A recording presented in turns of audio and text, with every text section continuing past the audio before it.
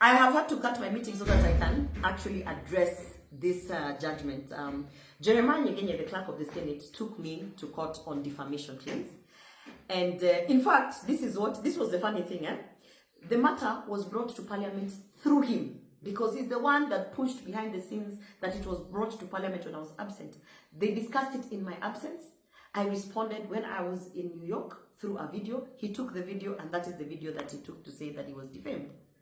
Now, my claims are still on the table. I've written an official letter to Parliamentary Service Commission, to the chair of Parliamentary Service Commission, Mr. Wetangula, the Speaker of the National Assembly. They ignored my letter. I have complained within the powers that be in Senate, including to the Speaker. They have ignored all my complaints.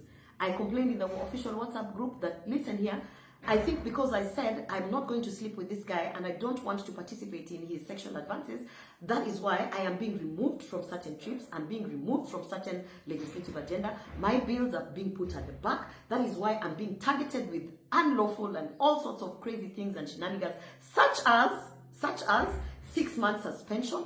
That is why also, as you can see, they forced me to put in an apology, which Jeremiah Nyegenye, through that committee that prepared, added his name. And remember when I was telling you people that this guy is going to use this thing in court, he went and used it in court as a submission.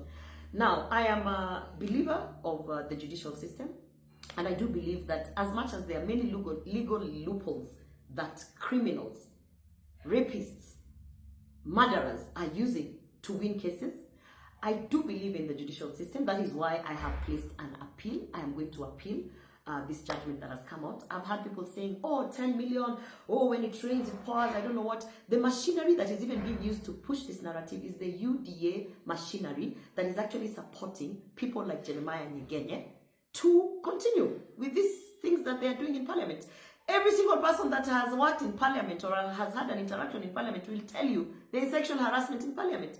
They will tell you they don't speak about it because this is what happens to you when you speak about it. So, and I mean, we are living in the times where we have seen even politicians being put on platforms and being told, turn around so that we can see your behind. This is a culture that somebody has to say no to. And I know that there's a price to pay to say no to that. And I'm willing and ready and capable to pay the price, because I was raised as a person who does not exchange sexual favors for whatever. That is not how my father raised me. And anyone who has been in my space knows, in fact, wanasema unajiringa, unajifanya, but that is not who I am. And there are many girls and many women who are finding themselves in compromising situations. You saw how Sabina Chege, actually a woman of her stature and her age, just succumbed to turning around to show her behind, because that is how the powers that be force it. So I want to say this to Jeremiah Nyegenye and to the public that cares to listen. No one has investigated. No one has investigated. Ever since I put up and said, listen guys, this guy is punishing me for saying no, not one single independent body or person has investigated and found that indeed Jeremiah Nyegenye is innocent. The only thing you have to do, even beyond investigations, as the public, why is the Senate refusing to put public the travel reports? Let Kenyans see who has been traveling, how much they have been using in the travel, how frequent they travel, who they travel with, and what that means to the taxpayers. Because the moment they put out the travel report, you will see Jeremiah Nyegenye in a plane every day with someone and someone and someone. And those are people who are playing ball. You will see the leadership of the house in a plane to wherever constantly with certain people. You will see even the Speaker of the House constantly in some travel with certain people.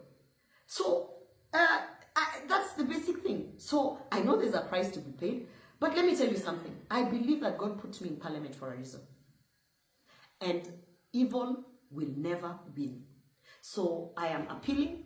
That is my position. I'm appealing in what has happened. I know that he used a legal loophole, and now he's pushing UDA party machinery and minions left, right, and center to push a narrative. But Jeremiah Nyegenye, there's no single investigation that has cleared you of sexual harassment. And that is the fact.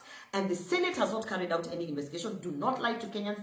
And Kenyans, ask for the travel report so that you can see how your billions of Kenya shillings is being spent in exchange of sexual favors and trips. Yeah, that's what I have to say about this.